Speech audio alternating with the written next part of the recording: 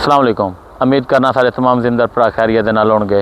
अज असीं अपने भरावां दे नाल दो वरायटियां दे बारे दे नाल गल करांगे कि असीं दो गन्ने दे खेत दे विच दो वरायटियां दे विच दरम्यान इस टाइम खड़े होए हां। इस सामने तुसीं चैक कर सकदे हो, यह साडी एक गन्ने दी नान वरायटी है। इस साइड तुसीं चैक करो, ये साडी गन्ने दी वरायटी है जिहड़ा 639, ये सारा झंग 59। ਅਸੀਂ ਅੱਜ ਇਹਨਾਂ ਦੋਵਾਂ ਬਿੱਜ ਦੇ ਹਵਾਲੇ ਦੇ ਨਾਲ ਗੱਲ ਕਰਾਂਗੇ ਕਿ ਝੰਗ 59 ਦੀ ਤੁਸੀਂ ਆਪਣਾ ਰੂਟੀਨ ਚੈੱਕ ਕਰੋ ਕਿ ਕੀ ਪੋਜੀਸ਼ਨ ਹੈ ਝੰਗ 59 ਇਸ ਟਾਈਮ, ਯਾਨੀ ਕਿ ਕਿਹੜੇ ਜੋਬਨ ਵਿੱਚ ਆਪਣੇ 'ਚ ਖੜਾ ਹੋਇਆ ਹੈ। ਤੇ 639 ਦੀ ਤੁਸੀਂ ਚੈੱਕ ਕਰੋ, 639 ਦੇ ਯਾਨੀ ਕਿ ਉਤੋਂ ਪੱਤੇ ਜਿਹੜੇ ਨੇ ਮੁਰਝਾਏ ਹੋਏ ਨੇ। ਝੰਗ 59 ਨੂੰ ਚੈੱਕ ਕਰੋ, ਬਿਲਕੁਲ ਐਕਟਿਵ ਨੇ।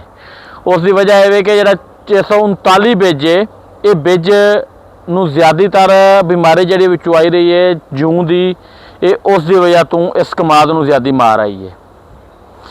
जिहड़ा झंग 59 है, इस नूं कोई बीमारी नहीं है, इस नूं बीमारी कोई लगती भी नहीं है।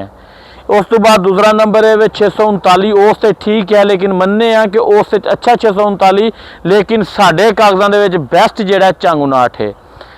उसकी वजह है कि सिर्फ मिल का मसला है। मिलों की वजह तो जो साढ़े जिमीदार भरा काश्त नहीं करते कि जोड़ा ये मिल इस ना झंग 59 नूं लैण उत्ते नखरे करती है। लिहाजा अगर मिलां साड़ियां जिहड़ियां ने इस चीज़ साडे जिमीदार दा साथ देण ते जिहड़ा असीं इस नूं ज़्यादा तो ज़्यादा काश्त करिए कि जिहड़ा सानूं इस दे उत्ते ज़्यादा एवरेज जिमीदार नूं मिले तो जिमीदार नूं ज़्यादा फायदा मिले। हुण असीं आ जाने 639 की साइड से। 639 जिहड़ा बिज है, ये बिज वरायटी से है, लेकिन ये अच्छा है बिज। लेकिन जिस टाइम इसने जर्मीनेशन अपनी पूरी करनी है, ये बिल्कुल स्लो अपनी जर्मीनेशन पूरी करता है।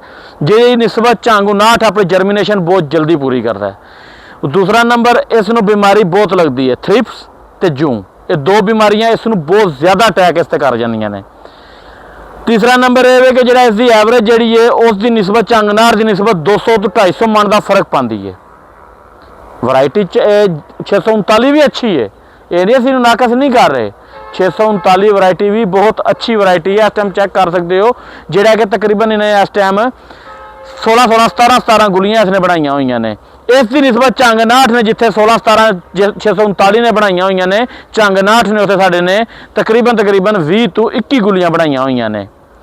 लिहाजा अगर तुम साडी ये वीडियो अच्छी लगी हो तो अपने तमाम दोस्तों तक साडी वीडियो लाजमी शेयर करा जे, क्योंकि साडे तमाम दोस्त जिहड़े ने इस चीज़ नूं गाइड करन, इस चीज़ के उत्ते थोड़ा अमल दरामद करन।